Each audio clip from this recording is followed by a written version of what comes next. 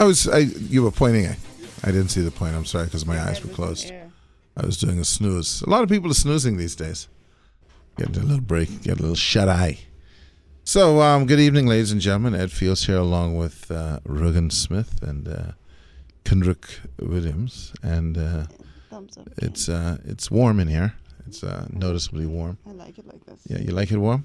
Mm-hmm. Wait till the summer comes. You can see how warm you like it. I like the heat. Yeah, you like the heat. I'm an August good, baby. Good. I can't. You probably do good in hell then. Cold. No, I'm not going to go to hell. Well, you would be okay there though. That is extreme. You wouldn't like that kind of heat? Extreme 10 times. You probably would be like, boy, I like that heat, but it's an August baby. Huh? Oh, is that turn it up? Oh, like that? It's an August baby. Yeah. That's you right. You got to make some. You got to be entrepreneurial. I figure if I take the Chili Willy down the hell, I probably could do good, eh? Because the Chili Willies last long. You aware of that? Puffy? Puffy? You got your puffs. My hair? Yeah. You got your puffs. You're so full. Yeah. Yeah. No, I sit inside of a very cold office all day. So so you're warming fingers, up, eh? Yeah, so I even sit inside the car before I come in here. You should get a glove. Warm up. You should get gloves. Go away with little the gloves. vent is like right on top of my head. Oh, okay. All right. Yeah, I've had that. So I've been in that kind of mode before where the vent is on your head. I need to get like something to cover my head throughout the day. Or can cover the vent. No, I tried that before. It didn't work. Thanks, Smarty Pants. Get tape. I didn't think Some about tape. that. You ain't got no tape? It, but it causes condensation, and so the it thing drips on your head? will drip. Well, I mean, it's raining then. So get an umbrella. So you keep on moving. So I thought about it. So you thought about Smarty getting an Pants. umbrella? No. Well, just a suggestion. If it's not a suggestion, I mean, you don't buy the people to suggest, right? No, I do. Why don't you just tape it up? And okay. do this thing with and then your when face, you said it drips, I say, well, just get an umbrella. So I was sitting in my office. Get a little tent. I was sitting you know in the with an umbrella on my head. No, just get a hot tent with the cookouts. You know, when you have the cookout, just fold it up. So and you have to set it up every day and fold it down every day. I'll talk to Shelly about it. So I'll just don't talk to no one. Just do it. You only got no sunshine tent? Yeah, we have marathon. Get a sunshine tent. So I must move the tent right there. Yeah, that's you like, come into my office. This is funny because I can actually see myself doing that because that's how cold it is. Why is this? You hearing it too? What happened? Yeah, so it's not just me. Yeah. There's like a distortion. Oh. And is it her mic? It's just hers, yeah. Okay, so let me switch mics. It might be a thing. Give me yours. It might be a cord thing. So we'll check out the cord. Testing 1, 2, 3. Yeah, that's better. That's better? Really? Yeah. So is this the first time this has happened, or? Yeah, I can't recall it happening before. Okay, good. It might be a connection. Okay. It's probably a so we'll not use that one. So, yeah. What's going down? Oh, plenty. So before I even get to Minus, big news about this FNM candidate that's confessed to owing $10,000. This is like a 15-year debt. Or did he was exposed and then he admitted it? He was exposed and then he admitted it. Yeah. Okay. Well, that's good. So, yeah, it's good he admitted it. Mm-hmm. It's sad that it took the exposing for him to pay the bill, but sometimes that's the way it happens. But what's very worrisome to me is the way in which we came into this information. Bradley Roberts, who is the PLP's chairman, revealed this at a rally. And it makes me question, well, how did Bradley Roberts, who's the chairman of a political party, get wind of this information? Someone from property tax leaked it. Clearly. I mean, you're asking the question kind of like a general question? It's rhetorical. Okay. You know what I mean? Rhetorical? Rhetorical? You can't pronounce it. No, I want to say a different way. You see? Rhetorical? No. And in their quest, in that person's quest, whoever leaked it to Bradley Roberts, the leaker, in their quest to expose this gentleman, yes, Ricky Mackey, they exposed themselves. I mean, in the sense that you're highlighting the deficiencies of your own department and the fact that you couldn't even collect on this tax, this outstanding bill for all these years. So there's two sides to that. There's two sides to that, right? First of all, the person who leaked it, let's just say from a purist point of view, that if no matter which party you're in, if you're going to offer yourself for election, right, and you owe money, etc., then I believe people should leak things on you, to be honest with you. I think the first step is you should be saying, oh, I'm going to enter office, or I'm seeking to enter office. Let me clear up all my debt before that happens. Well, that's the first step. You know? And then after that, then I think that's why people have whistleblowers acts and stuff. I think it is the responsibility. I'd like to see more leaking on people. But as you said, because the leaker mightn't have been the person who's even responsible for collection.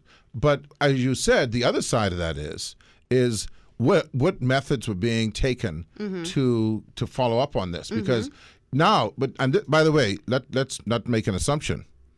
The assumption is that we're assuming he did forget and that he wasn't followed up on, because we have to find that out now. Who forgot? Mackie? If the assumption is he said, I forgot. Yeah, he right? said he forgot. What I'm saying is we can't just leap and assume that no one did follow up, because he might just be saying that.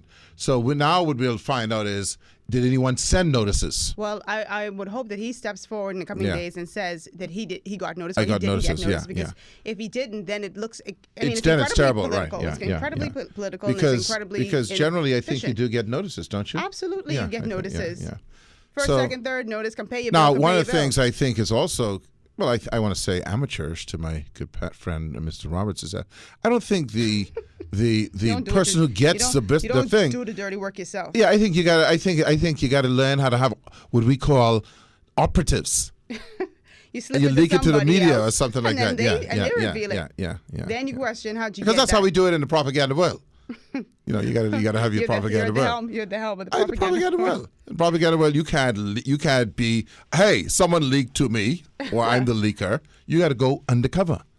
And what this now exposes, we had this conversation, is what's going to happen now, because plenty of people's business is going to start getting leaked, I would imagine, in this silly season. I mean, and I think there, and I'm just being overly. So make sure you're in the bills I'm being overly. paid. I think. Yeah, if you're going to run for office, I often think in the United States, and this is why I'm going to say Trump has got to be either an idiot or there's nothing there, because I don't know how you run for the highest office in the land and you don't think certain things are going to come out, like your boy J.E.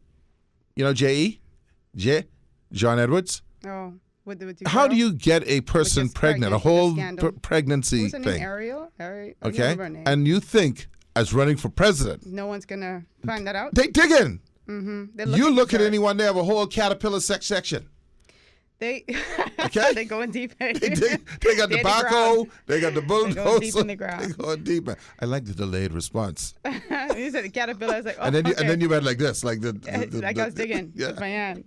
Yeah. But, I mean, the minute you think, okay, this is the career that I'm going to embark upon, like you should really say now. Okay. How many outside children I got? How much bills I owe? Juicing did I do? How much what juicing did I do? No, see, you said it. See, you had said. Yeah, but no, I said juicing. I did a French version.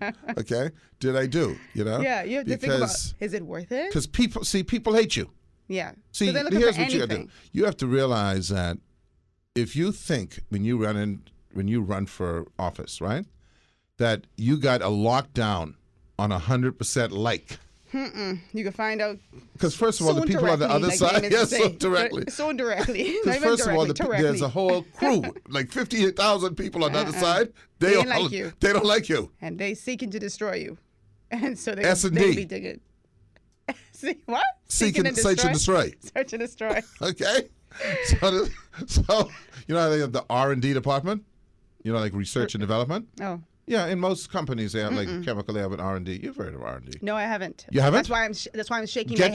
Get your hand like this. I'm shaking my head. Okay, I know you're shaking your hand, but get your hand like this and tap it. No, tap I don't it like tap that. it. Okay, because so you have an R&D, and then in the politics we have an S&D. Oh, okay. Search and destroy. It sounds like an army mission. But no, because that's how they want to. Listen. Let's face it, and let's not be naive. I don't know the last campaign on the planet that was based on, she's better than him. Okay?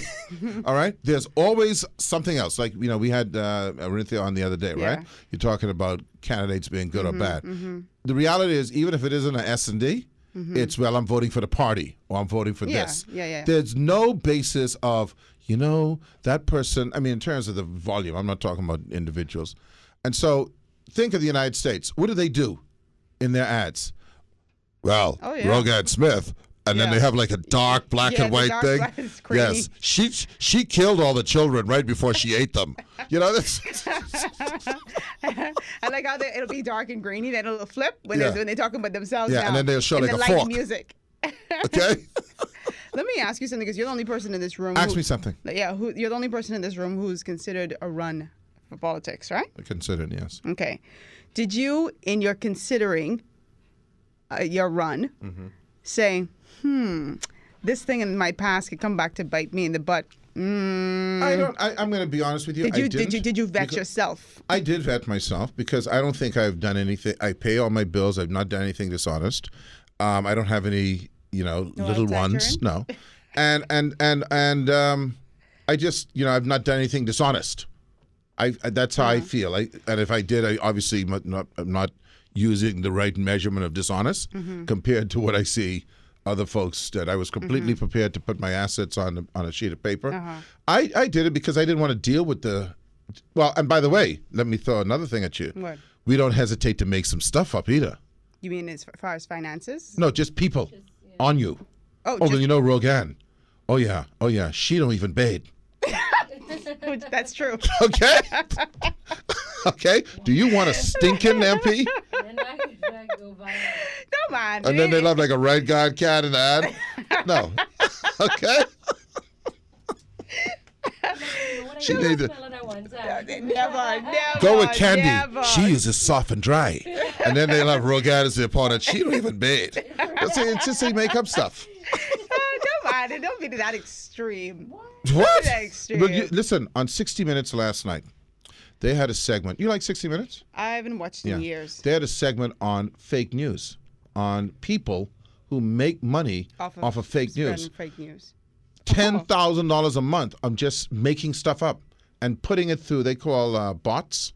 So you know what that is? You know what a bot is? Like robots. No, a bot is, you can, and it's you always about Russia. You put it in the internet and send it out. Well, you put it, you create all of these email, Twitter addresses. And then you put it out. So like, let's say immediately, because it's all programmed, let's say you have 5,000 Twitter addresses. You can create 5,000. You can buy them. You can buy 5,000 Twitter addresses from the Russians. Okay. And then when you put a tweet out and you do some little typing and stuff, then 5,000 people like you. Oh. So right off the top, you get 5,000 likes. So people and then people look, that. oh, that's a lot of likes. So when they go, and then they like certain keywords, don't bathe, that's the one. And when they say don't bathe, they dig in that story. Okay? And the guy admitted, I put those out. And I think that I couldn't even understand his rationale. And it's a money-making venture. That's it. But he was also a zealot on one side. I mean, it's on both sides, by the way. So it's a rough world out there to run. And you see, one thing is before the social media, like our last election was 2012, social media wasn't as strong. I think we were a little immune because we didn't have the plethora of TV ads and radio ads that they had in the United States. So we were limited to a very little kind of, it's only so much you could dig up. I think so. Now every single John Henry could say something about you. I think social media, you're right. It wasn't as robust as it is. It wasn't today, as robust. That's the word. But I think sound bites and quotes and that sort of stuff played a very big role in the last election. Like if you said something wrong, then they would use a sound bite. But they didn't that say with you something ain't bathing. And the name of the Facebook thing is Gully Wash 2. Okay? Yeah. But, like I've always said, it just speaks to the importance, or rather, it shows candidates who are entering the political arena that they have to be extremely careful with what they say. And not even just people who are just entering, people who are already in the political political landscape. They be very careful because those words, because of social media, they will come back and they'll memify you. The only good thing is that it's going to be on both sides. That's the only balancing fact. Yeah. It's good. They can, and they, like I say, they just get a picture and make something up. See? You smell. Yeah. Tell you ain't bad. We'll be right back. Good evening, ladies and gentlemen. Ed Fields here along with Rogan Smith. Our guest this afternoon is going to be Mr. Phil Galanis. He was here last week, but we had a little kind of snafu, thing. It's one of those snafu things. So we will have him today, and but of course we have Candy. But you say you want to talk about something? I think that might be him walking towards the door. Oh, you think that might be him? I think that's him. Okay. See, we get cameras and things. Don't try. Yeah, don't try. Don't try. Bustle on us. Yeah. You don't blink. You know. Plus we have turrets with We have what? semi-automatic machine gun Did you say and turrets? turrets. Turrets? A turret. What is that? It's like a tower where they have guns in prisons. Turrets? Yeah. Never heard of it. No, I got it. Now you have me doubting, but that's yeah. Turrets. Yeah, you know when you have I thought he said turrets. I was gonna say, look at that. you know when you have you ever been to see and let's see and then the Haymans would change that way, like how we say scorch, which should have been scoured, but yeah. So what happened? I didn't know that's what they were trying to say. You know when you scour a food, Yeah, but they say there's nothing like a scorch. No one's scorching anything. Like, ratchet. This is like wretched. Ratchet. Right? Yeah. Now you're saying Ratchet. oh, this person ratchet. Yeah, there's no such thing as Well, you can switch But it scorch. up. Ah, okay. Yeah, you didn't know that, eh? I didn't know So a that's where they got turret- the scorch from. Well, that's Tourette's. Scorch. What is? I don't know how you spell turret. I forget. Yeah. Well, I anyway. mean, but it's when the armed guards on the towers in prison. Yes. Yeah, that's a turret. Turret. Yeah. Well, I have to. See, I have to turret. Look at it. See, Spell it. Spell it. Turret. Oh. A small tower on top of a larger tower, Turret. or the corner of a building or wall, Turret. typically a castle. So you know, in the castle they had them little cycle I things. know what you're talking about. I'll just call it You a just fortress didn't know. or something like that. No, fortress is the whole building. Okay. I don't know what is a turret. That would be like calling the house roof. Okay. All right. Well, I learned something today. Turret. Yeah. Yeah. There you go. Now, before we go to candy, I want to get a turret. Yeah, you get one of those for your raccoons. We keep going in your pool. Yeah, I need. You get that under control, yeah? Yeah, they're under control. Okay. 'Cause you The just other killed night, them. though, I was out listening and I heard some splashes. I think some dogs fooling around in there now. I think they actually went in the pool. Anyway. I can't say anything. Anyway. No, you can't. Go ahead. No. Minnis is on the front page of the Nassau Guardian today making some claims that the parliamentary commissioner says are untrue. Minnis is accusing the PLP of trying to steal the upcoming election. He said that he was advised that individuals who have been registered, the computer was automatically deleting or removing their names off the register. I think he's saying it crashed or something like that. And what's interesting is, I think Hall says, well, obviously they're untrue, and he should have called him to have a conversation with him, which I absolutely agree with, because we don't know if it's true or not. But what I do know is when you are the leader of a party, especially a major party, you should at least try to dot your I's and cross your T's and make sure, at least have a conversation with the parliamentary commissioner to see if, in fact, that is the case. Yeah. You know what I mean? Before you go and make pronouncements like the government trying to steal. Yeah, like election. 3 million voter fraud, like that. You know what I mean? The president. You know what I mean? Yeah. I hear you. Yeah. So yeah, I mean, everyone should get facts. There's too much. People just saying things and they're not factual. You know. You So can't. gotta You, get you facts. can't go to a rally and just make pronouncements like Oh yeah, that. they can. You shouldn't. When I say you can't, No, yeah. I don't mean that you don't have the ability, but you Yeah. should not be going to a rally And and saying something. Because what if it's definitely not true? Yeah, and we'll hear get people we'll hear paranoid, that we'll could- hear all kinds of we'll that hear could all have kinds of repercussions. things. Yeah, I mean we'll hear all kinds of nonsense over the next several weeks. I mean, well, this is now April, right? So it has to be before the end of May. Is that correct? I hope you know what they called. You have to have. Is it a minimum amount of time you have to have between? Well, we'll find out from Phil. What between the election and when you call it? Because I hope it's the smallest amount of time possible, like 2 weeks. Because otherwise it just builds up Yeah. to nonsense. And then people- Because everyone knows how they're going to vote. So we don't need to You go think through so? that. Oh yeah, everyone knows how they're going to vote. There's not. I don't think. No, I still There are talk to few people people who are yeah. undecided, but I'm saying in general, yeah. And those who don't know, if you tell them 2 weeks, they'll figure it out. Candy, how you doing? How you doing? I'm doing fine. Oh, I was there a we little go. delayed, And you're pointing to me. I gave you this. I gave you the signal, and you were delayed. Were you getting back at me? And you're talking through my song. Go ahead. Yeah, it's just background. Don't worry about it. How you doing, Rogie, Kendrick? Hey, sorry. I was trying to listen to this thing real quick. What are you doing this villainous laugh for? I don't know. You can't do it. I can, but Try I to just do it. wish not to. Try to do it. Her mic is kind of Yeah, weird now too. I can hear it. Yeah. I sound a go little with it, so- gargled. Yeah. All right, go ahead. That's okay. Carry on. Carry on. So we're here to talk about jealousy. You think it's a connection thing? Just go ahead. Okay. Jealousy. You know, what's really behind jealousy? Is it a natural emotion? You know, how do people react to it? How can we manage it? You know, just the whole everything about jealousy. Are we talking about this beyond relationship? Yeah. Or Yeah, is that beyond your inclusive? intimate relationships, I mean, jealousy is an emotion you'll find just about on, you know, but I'm not a very anywhere. jealous person. But what's okay, so what is jealousy though? What, you know, And when you say you're not a jealous person, I'm not somebody who looks at what somebody else has and covets it. right? I'm not somebody who gets angry. Did we talk about this before? No, we may have mentioned it when we were having Right. off-air conversation. Oh, okay.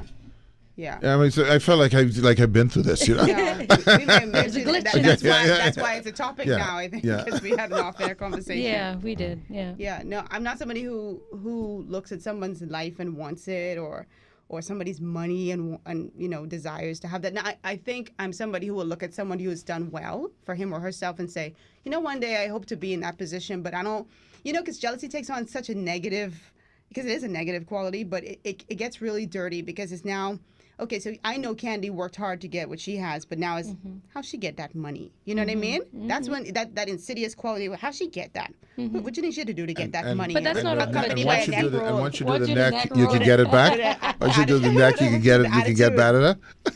But You know? jealousy, I mean, jealousy comes in other forms too, though. You could have jealousy where there's some perceived threat to something that you value, like something else is going to threaten what you have, and that becomes like, hold on, let's take a step back, or let's figure out who this person is or what is going on, you know, and then you start formulating these thoughts and ideas in your mind that leads to some form of, you know, jealousy towards this person that might have a threat on something that you value.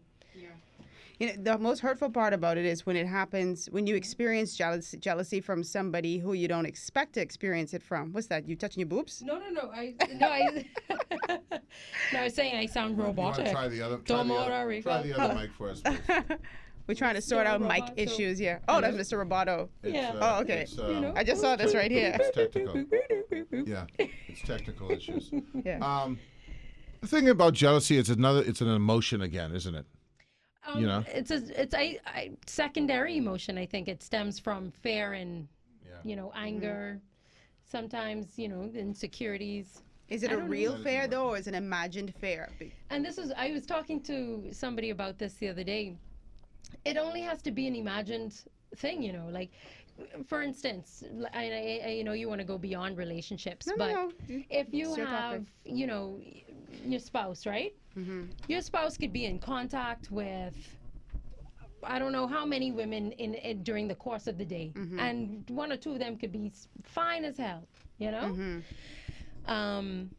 But the minute you know, or he mentioned something about, you know, a coworker that you know about, or something like that, who you know sexy. You immediately you're aware of, hold on now, oh shoot, you know, he's in contact with, you know, this sexy girl, and they spending time together, and then that just fuels thoughts. Nothing concrete. You have nothing concrete that says that you ought to be, you know, feel any kind of way about it, but just because you now are aware of that, you start, you know, you have these thoughts like, oh, she might, you know. Well, so for the most part, envy, which is another form, covetous, jealousy, a lot of that has a lot to do with your feelings about yourself. Right, and I was going to get to that too. You know, you feel like if I don't have that shape, Right. and she has that shape, I'm not that good because it's a enough. matter of what you lose. Right. Because it's not even, I mean, obviously I'm not good enough, I'm but it's better, or also she's better. what you stand to lose, right? Or what you have not gained. It's always about some, you know, I don't have Right, as that's much right, money, like you yeah. say, I haven't gained something or I'm going to lose something. But the real, I think a lot of people associate it obviously with relationships. I mean, obviously there's covetousness and envy when people have money and other things that you view. But it seems to me that this purest sense of the word jealousy that we tend to to associate is really a lot of just imagined stuff. Yes, and that's what it is. You know. I don't know. I think sometimes, like, just to springboard of what you were saying, you know, about the shape, right? So if you know your wife likes a man with bulging muscles, or you know your husband likes a woman with big bungie and you ain't got a big bungie, and he always around these girls, you know what I mean? You start to think, well, you know, this is what my man likes, this is what my woman likes, you know, that could play on your emotions, particularly if you're very fragile emotionally, you know? But see, I like what you said just now, especially all right, but you have to be aware that, listen, I know this about you, and I'm a bit insecure about that.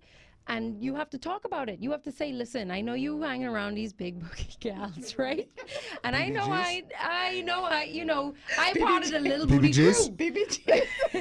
Right? I know I'm part of the little booty crew, but I need your reassurance. LBCs? Yeah. And it's about asking what it is that you need from him at that time. It's all about, sometimes you just need that reassurance that Well, you want me, that you for me. We got to go to the news. We got to take the news. But when we come back, we'll talk about the BBGs and what's happening with the LBCs.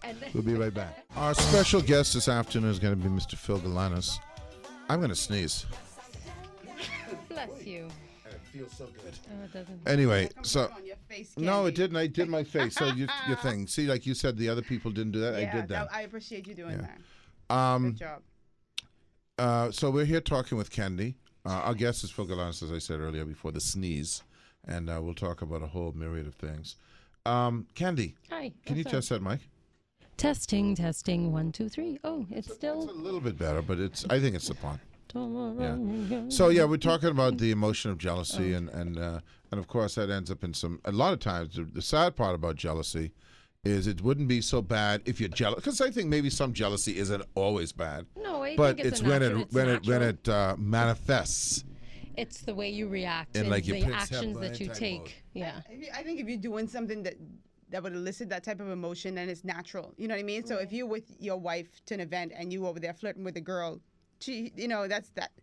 I don't know if that's jealousy for her to feel the way she feels. That's just feeling disrespected and all those other emotions that comes along with it. You know what I mean? Right. But like I say, you don't want to take it to the Prince Hebron level. But it's just how you react to it. I think it's a natural thing. But I mean, how you respond, and people use jealousy as a way to control. Yeah, it can be destructive. It can be very destructive. can you always identify it? What's that? Jealousy? Jealousy. Mm-hmm. In terms of, I mean, because a lot of times it's not so overt. It's not right in your face. And so you might have a friend and they're jealous of you, but they don't. You pick up on certain things. You know what I mean? It doesn't have to be anything. Oh yeah, it could be very subtle. I don't think I'm jealous at all. I was thinking about it, and I'm thinking, yeah. I mean, I think I think my problem, and I look back at my history, is that because I'm not a jealous person, things happen, and then boom, then it's like semi-devastation. But I don't think about. I just put the trust in the person, and you go from there. But jealousy doesn't just. That's what I was saying to Candy, like for our last show when we were talking on the break. It's not just jealousy about somebody else, about a relationship. It could be jealousy about a position that somebody has. It could be jealousy because you're not in your life where you would want to be, and somebody else comes right in, more vibrant and doing things. You could feel a tinge of jealousy about that. It isn't just to do with relationships. Self-evaluation. I totally agree. I actually, if something happens, I mean, I've been fairly fortunate, I guess, but if things like that happen, I tend to more be down on myself. Mm-hmm. That it's what did I do wrong? Because you see, I can't, like I remember telling someone once, I went to a place of, a new place to work, right? And I didn't find out till like 3 or 4 years later.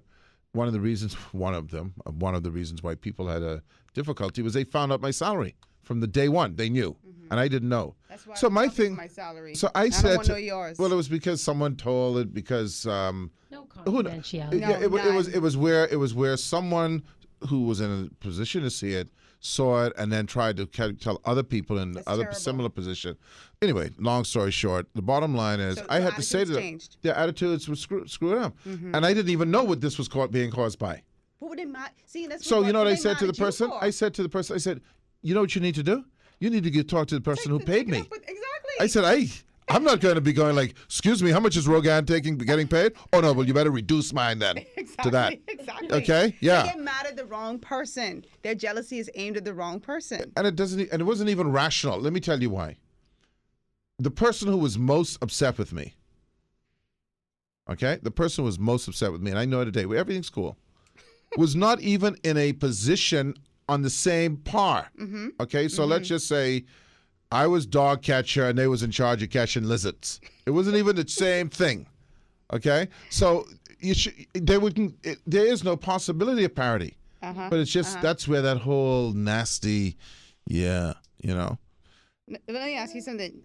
Sorry, Candy, but do you, either of you or even Kendrick, feel the need to dull your shine because you know a friend or relatives might feel a certain level of jealousy towards you if you're doing well? No. No?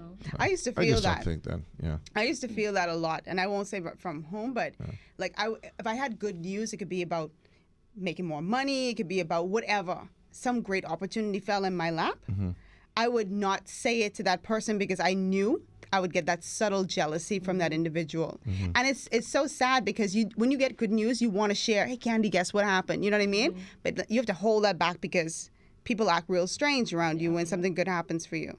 You know? No, I like I say, I tend to just, what did I do wrong? Right. How can Where I, can I work harder? What can I do? Yeah, it's hard, but you got to look at yourself because it's really Fess up to do with you. to yourself. And guess what? What you find in many of those cases, it is because of you. Because, for instance, the squeaky wheel. Some person who's persistent and aggressive, they can get ahead. The crying baby gets attention. But if you sit back like, well, maybe they can just notice me because I was work hard. No, not going to happen. What I think you should do, though, is if you get a tent, they can notice you. Put my tent Put your tent. over my fence. Yeah. Say I advertising the whole time. All right, well, listen, Candy Yes. must depart. Yes. Thank you for having me once again. Always a pleasure. Great Monday. Yes. Monday stress. We totally took over a second. That's Yeah, well, that's what it's all about. Yeah. I throw the topic out there, y'all. Shut up! Shut up! All right. Thanks, Candy. We'll be right back with our special guest, Mr. Phil Galanis. Good evening, ladies and gentlemen. You're a little off at that point. You're off today, man. You say you blame it on me, but it's the headphones. Say you're in delay. Okay.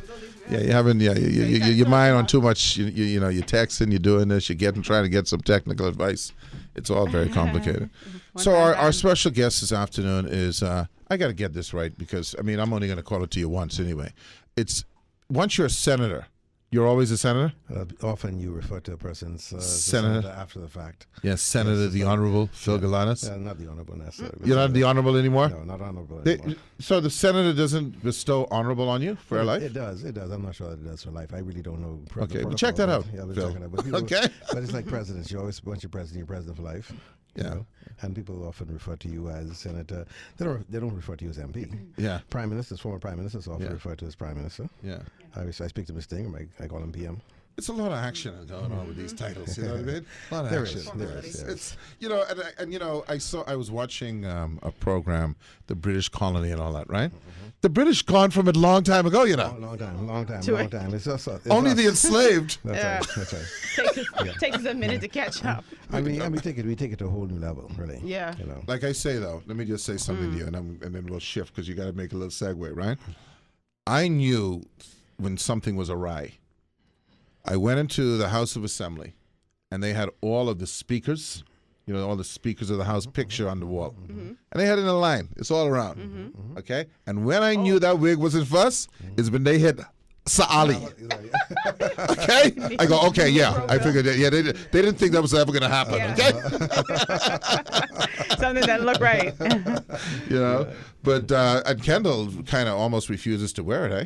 The current speaker, That's right. It's something that they do as and when they wish. I mean, you got to look at it this way. Probably 90% of parliaments around the world, they're not wearing this stuff. Well, you find a lot of the former colonies don't. A lot of the independent countries don't. And we're still very conservative in that respect. Yeah. We still have we make a big deal of calls to the bar. Oh, yeah. We have the opening of the legal year and the Red Mass. Very ceremonial. Very ceremonial. And so some of the vestiges of colonialism we have not dispensed with. And You think it's another one of these things we were just talking about? I don't know if you heard about, like this goes to this whole insecurity or whatever your self-value is by having these iconic vestiges that, oh, well, because, if you're a lawyer, you dare not walk downtown without that bib. Yeah. Yep. And carry that little bag. I used to have a bag like that for my marbles.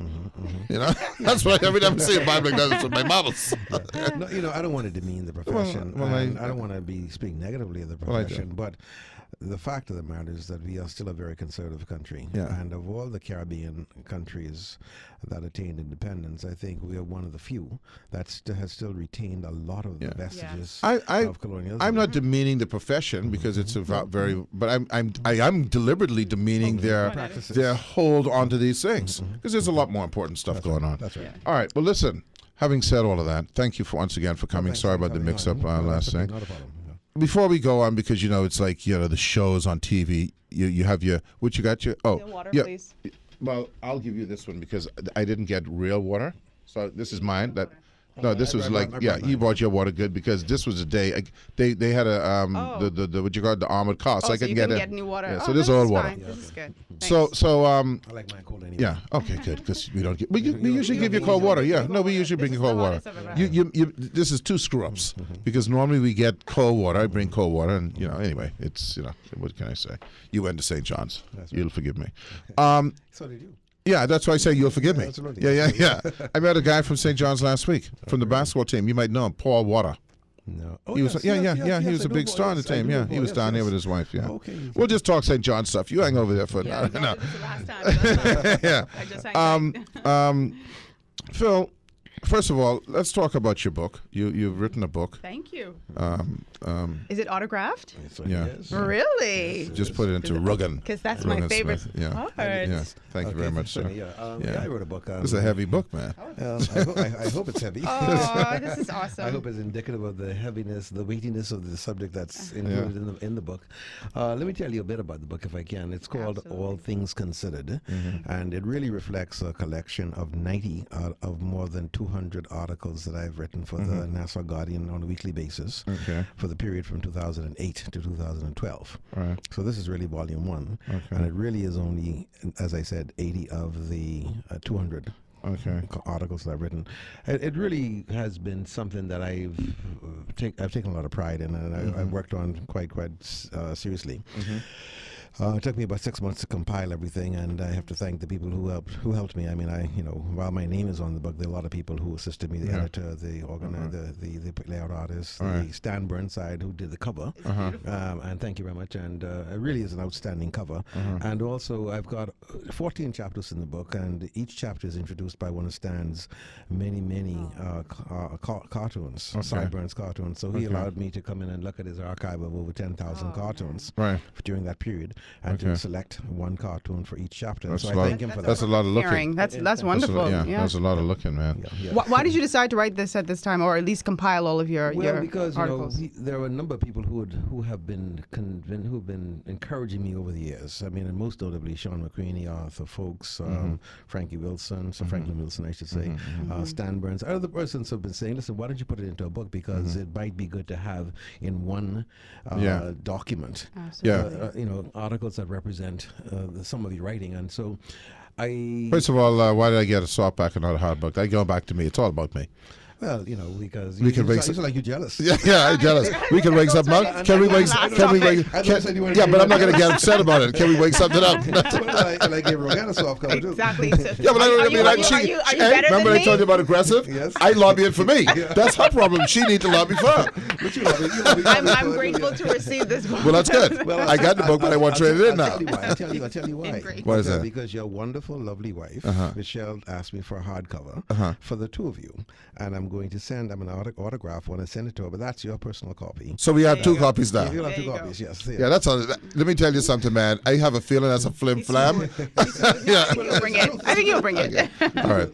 So listen. Well, that's good, and I hope. Okay.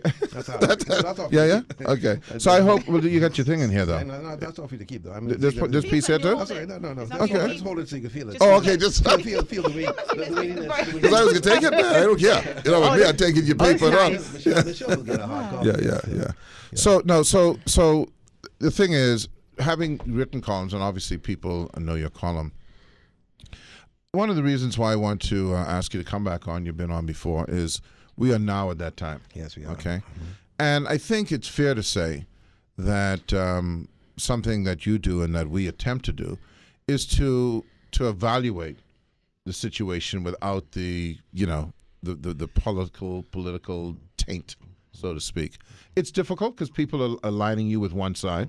People are aligning me with one side. So it's a difficult. They align everyone with someone. So it's a difficult chore. Sure. But I think through your words and through your actions, you can show you're being objective to some extent. Yeah, very objective. Right. So the question I put to you is, how do you see the Bahamian people in terms of how they feel about the next election and what that outcome should be? Let me say, first of all, if I'm going to answer that question, but I just want to say one thing about, just so that it's fully out, it's full disclosure.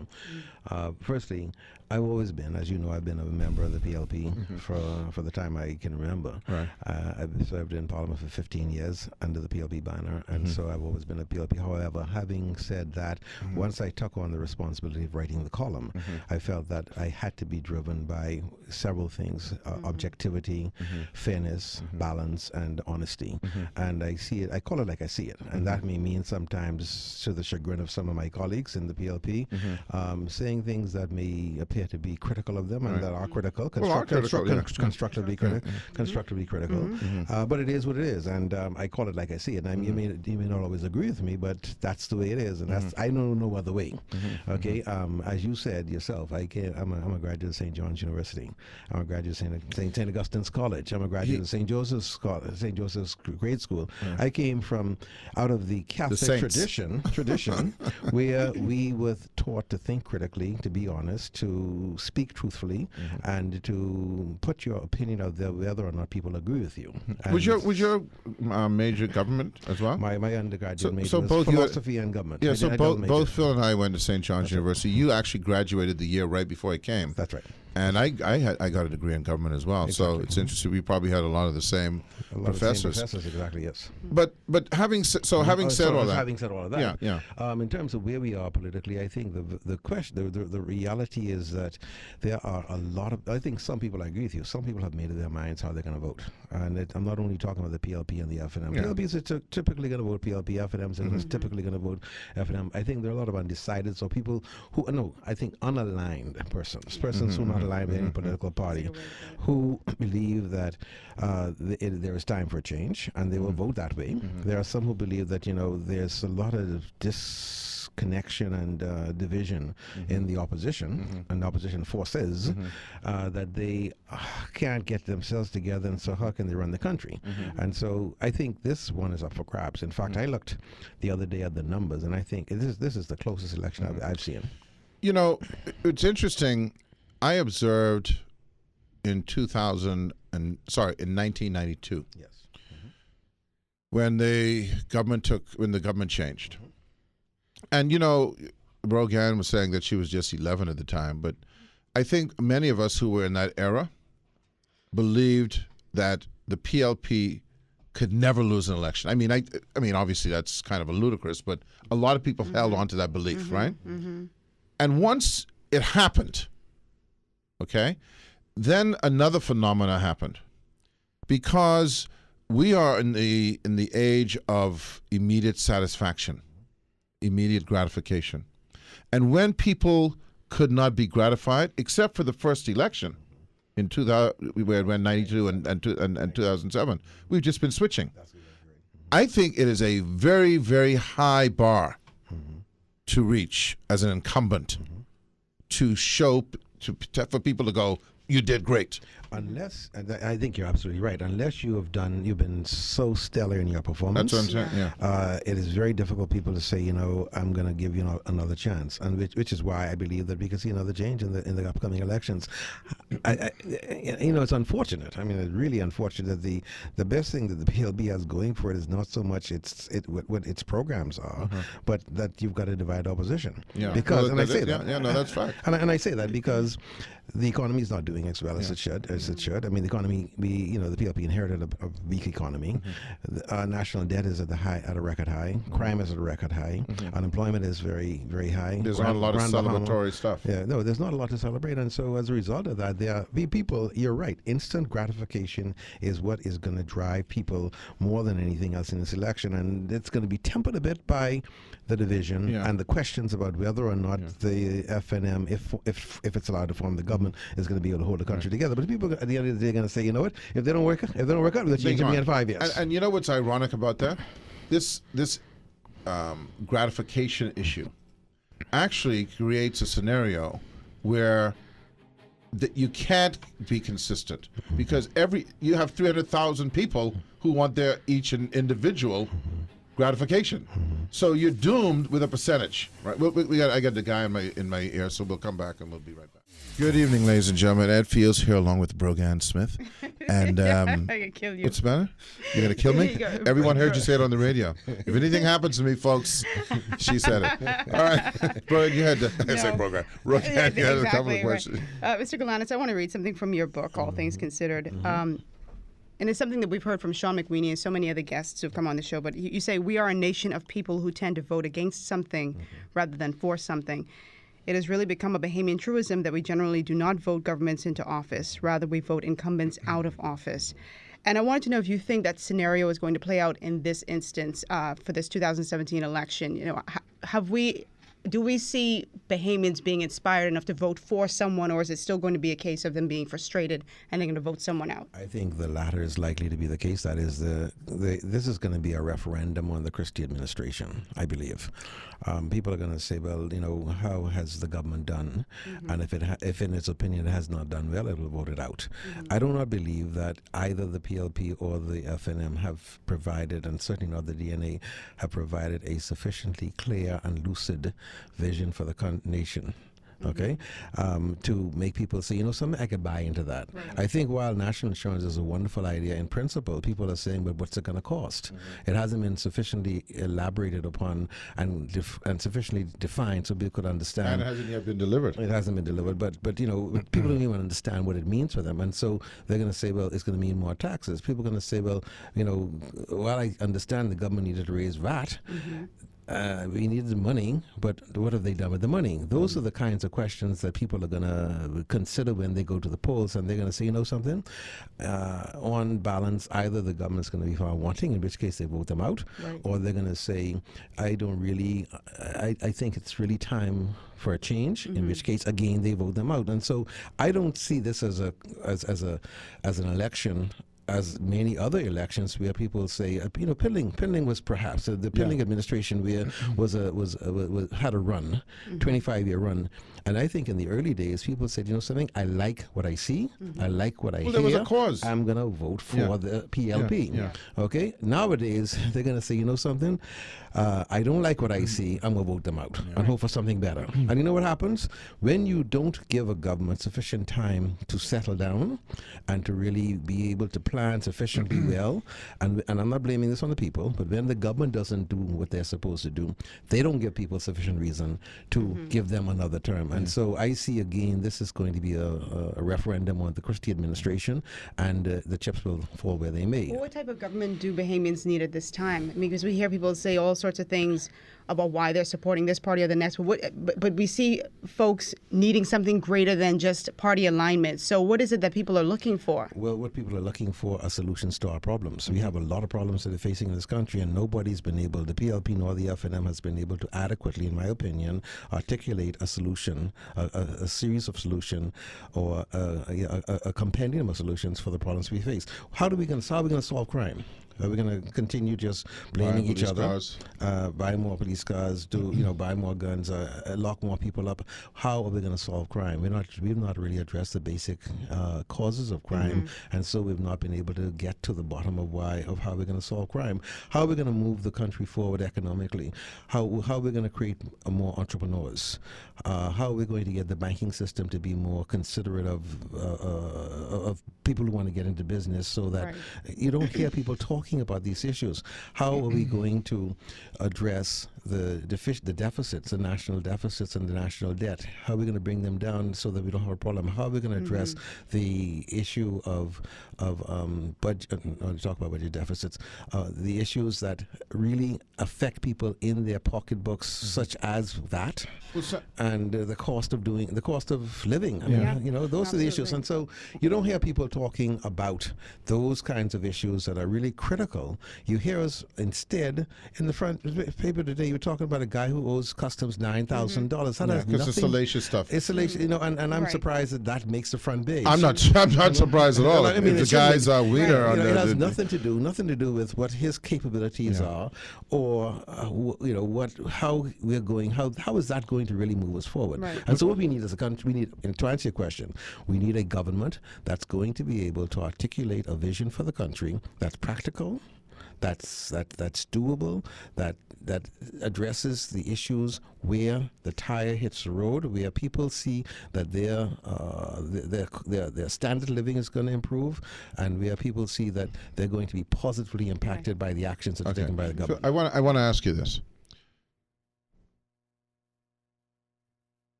It seems to me that we're in a state where extremely brave leadership is required, because in order to make these seismic changes, which are not going to be seismic in the sense of overnight, but seismic in terms of the culture or the approach that will have a long-term effect, that you need brave leadership who will come in, do what needs to be done based on what it believes should be done, as opposed to a 3-year consultative process, at the risk of losing.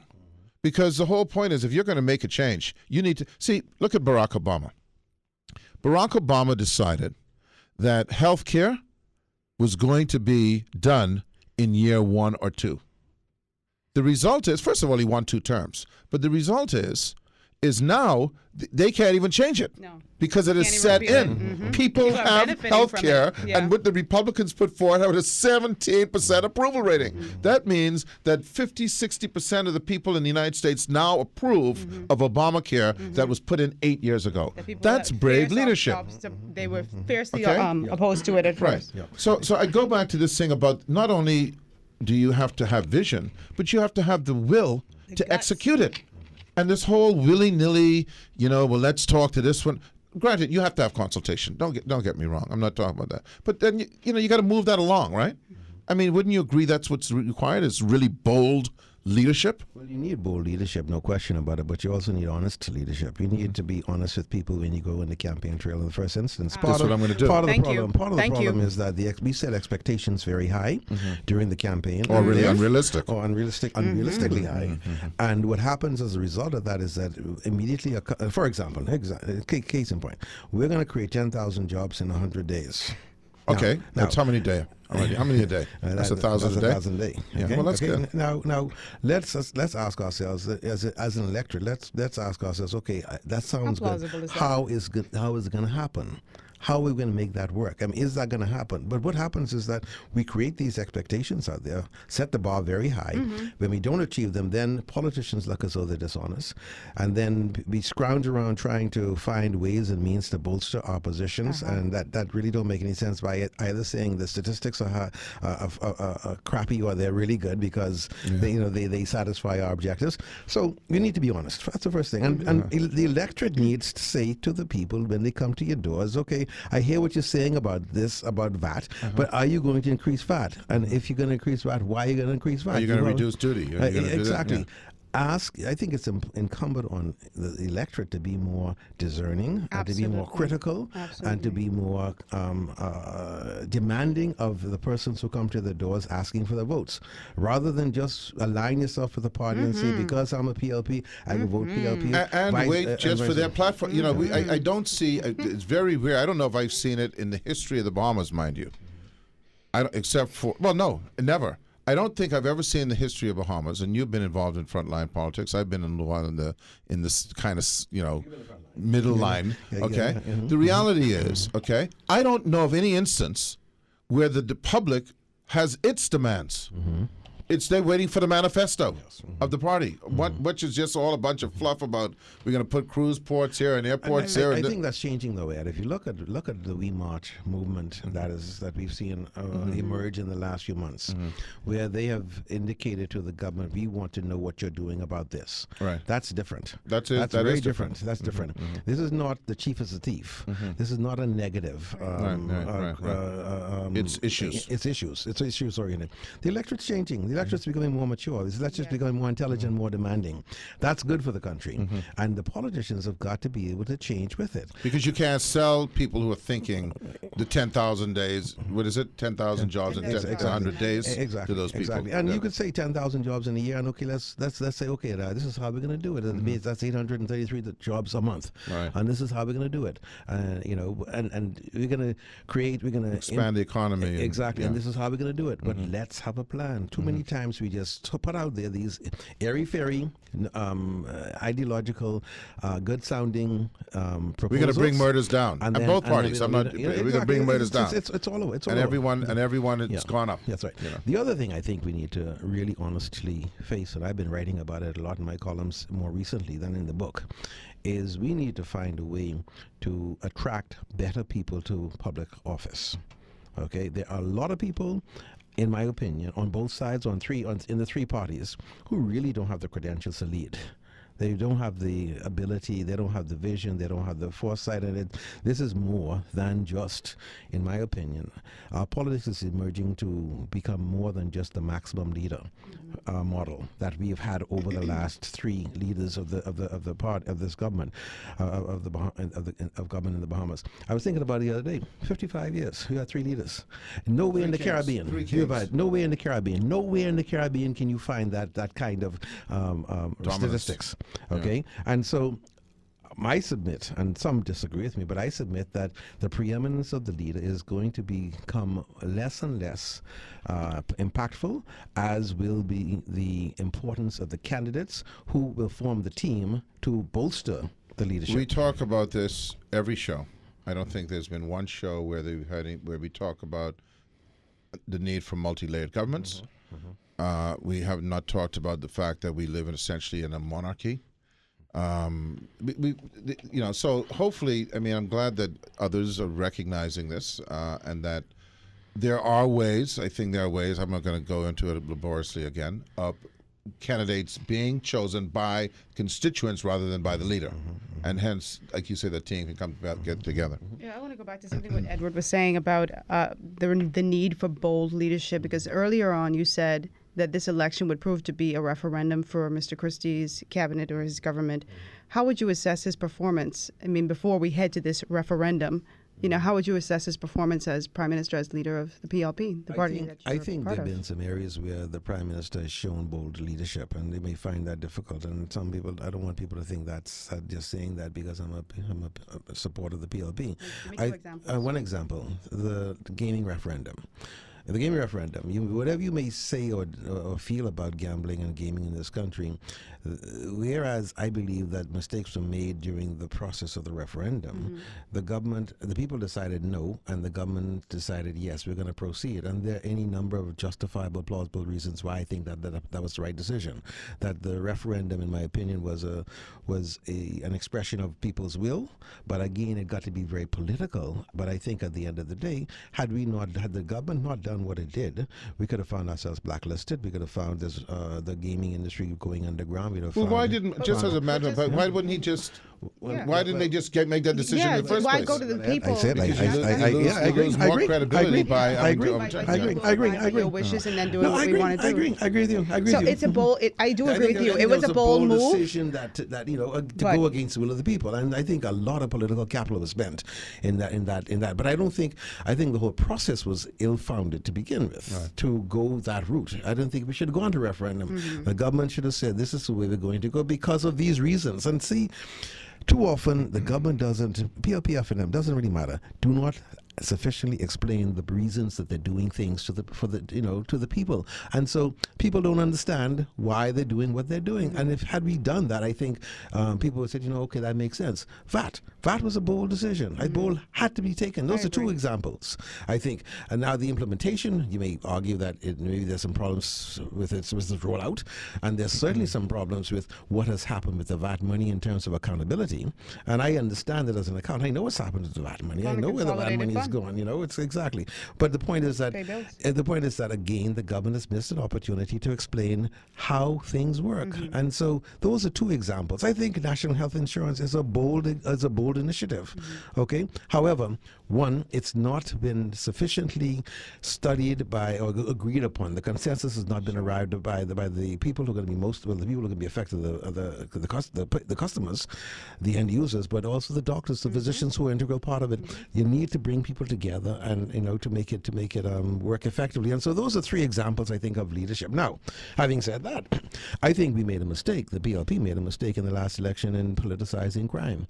I think it was a all governments have done it. huge mistake putting up around the country posters with numbers of murders, because while we have our politics taking place here domestically, you've got tourists riding all over the place, and why are we advertising the tourists if we got a record crime? Okay, that's a decision I hope we're going to move away from. I hope, and I'm not saying that the F&M shouldn't say we have record crime, because that's a fact. I mean, we just but we need to tone down the rhetoric and understand that there are unintended consequences to some of the decisions that you take and some of the actions that you get yourself involved in.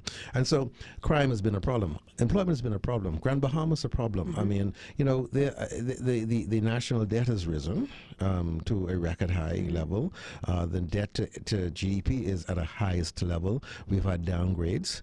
People. And I would have thought with the VAT collection that would have gone down if you're bringing in more money. You don't bring down spending. If you don't reduce spending, then you can't bring down the spend. You can't bring down the deficit or the national debt. And so when a government, and that's why I talk about being honest, when a government says that the purpose of having the VAT is to bring down the national debt, and that doesn't happen, then your credibility is shot. We got to take a break. We'll be right back with our guest, Senator the Honorable Philip Galanis. We'll be right back. Ed Fields here, along with Phil Galanis, former senator under the PLP, columnist and now author. It's kind of funny, the tracks are the same in that you did government, I did government, you did accounting, and I did some finance stuff. So it's actually an interesting marriage, because when you look at what's my view on the Bahamas and its economy, it's about management. There's real the ideology thing, fine, but the reality is it's really about managing the economy. And we've had other folks on the show, Kailash Roll, the Prime Minister, others, and we talk about where the Bahamas is. And I'm not saying this just in context of FDI, of doing business. And every year you have to read how we've slipped 20 spots, not one or two, but 20.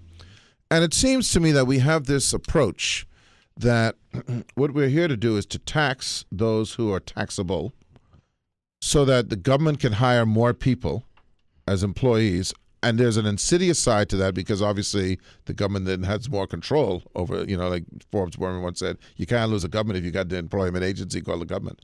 And then as opposed to easing up on the business environment, incentivizing business so they can create the jobs. Would you agree, disagree, or are you neutral on that? No, I agree. I think the difficulty of doing business in the Bahamas is pronounced. Pronounced. I think a lot of people complain about how difficult it is to get into business, whether you're a Bahamian, in terms of capital formation in the first instance, and if you're an expat, or a foreign direct investor, of how long it takes and how many government agencies you have to go through and how many hoops you've got to jump through in order to achieve your objective. It'd be very interesting. I was in a meeting recently in England with trade ministers in London, and one of the ministers, in fact, he was the minister, as I recall, of finance and economic development for Australia. And he says that they have, in the last few years, approved 15,000 foreign investments. 15,000. How much we got? We got about 2. And they've denied 5. Yeah, we have the 2, I think. And what it tells me is that kind of thinking and that kind of political culture. Roll, man. You have to roll. You've got to roll. Now, you don't allow everybody and anybody to come in. There's a vetting process, but you don't take forever. Listen to me. You don't take forever. Let's put it this way. If pick a good company. IBM. I'm just going to use it. Apple. Okay. If Apple comes to Bombers and says, "Look, hey guys, we'd like to set up in Andros a company town. Okay, we're going to create, put our factory here. We're going to create homes. We want to create a company town. Right. How long should that take? That should not take a long time. We should be jumping through the hoops. We should in fact be. And the people, the most frustrating thing is for people, and I see it all the time in business, people that I deal with in my business, complaining about how long it takes for government to get back.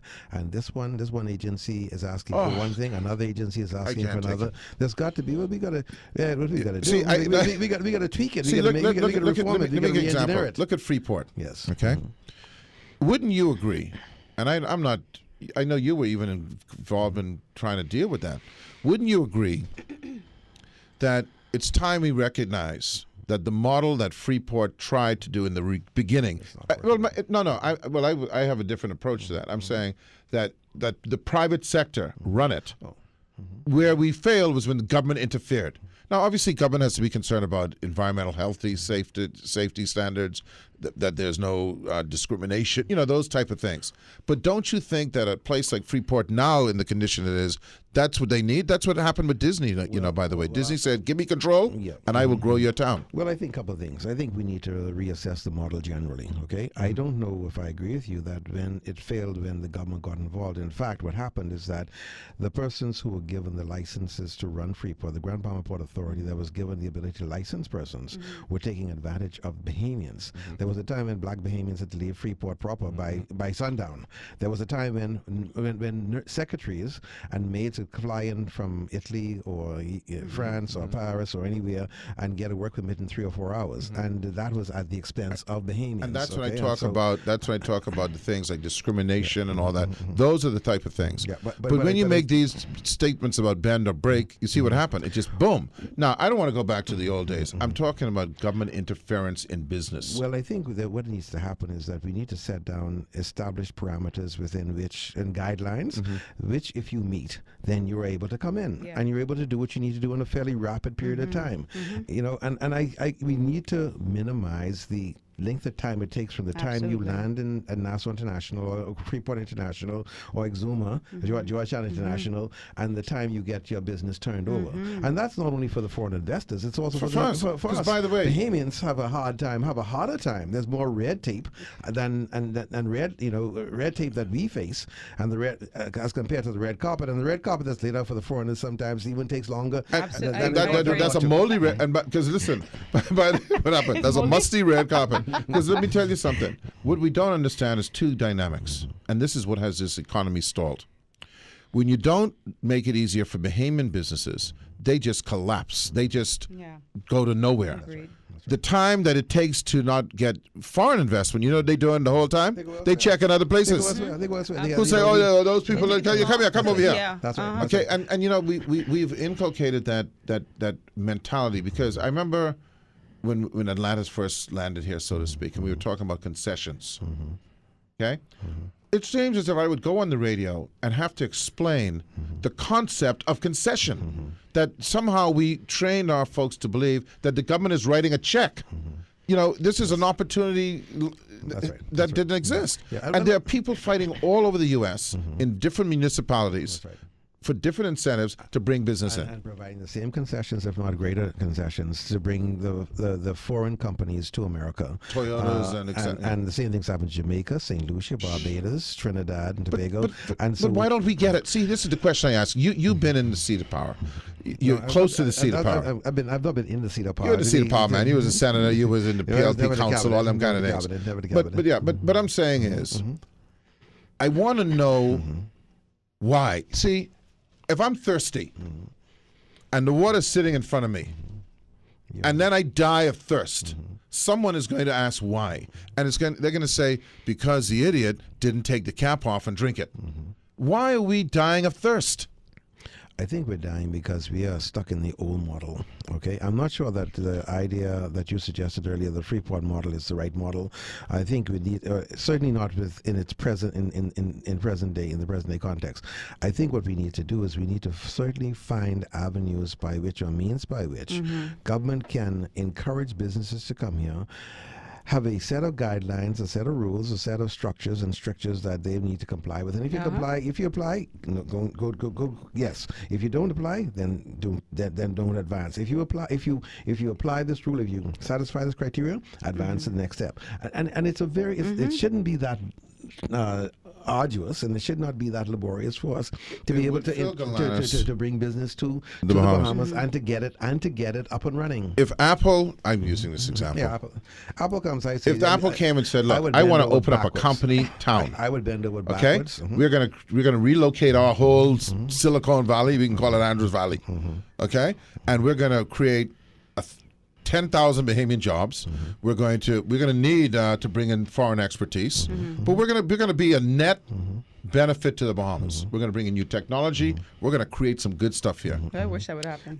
Then what should happen is the government should issue a task force to work exclusively with them, to get rid of all the red tape, to make sure that you comply with the law, you comply with environmental standards, you are sensitive to the development of Andros as it will be affected by 10,000 new jobs. But at the end of the day, and you develop a timeline that you've got to meet. You do it so that within a year, this is where we're going to be. In 18 months, this is where we're going to be. In 2 years, we're open. Okay, now let me ask you a question. On that same note, that's to create a task force to deal with reacting to that. Why are we not got a task force searching those opportunities out? I'm not saying that Apple in Andros is a viable opportunity, but for instance, I hear about the carbon footprint, for instance, okay, that bringing flowers from Colombia to the U.S. is a big issue because of the carbon footprint, right? That means that you got explain to people what that means. The carbon well, footprint. that to fly it from Colombia or Argentina creates a lot of pollution. Right. Okay, and so there are global conventions that will want to reduce these things, these emissions, and so you have to look at more innovative ways in terms of shipping, etc. So if, for instance, Andros had nothing but land, you now go after the people who produce flowers and say, how do we produce flowers in Andros? Because now the carbon footprint right off the top is almost zero because it's right to Florida. That's where the biggest transshipment spot is. Do we have people, or have we who are exploring those avenues or possibly even hiring people from outside who this is what they do? Look for opportunities for a country like this. Yeah, I don't know that there's such a group exists. Quite and frankly, shouldn't it? I think it should exist. Absolutely, we should look and see what. Well, first of all, Ed, when we talk about the National Development Plan, we should be talking not only about where we want to be in government and so forth.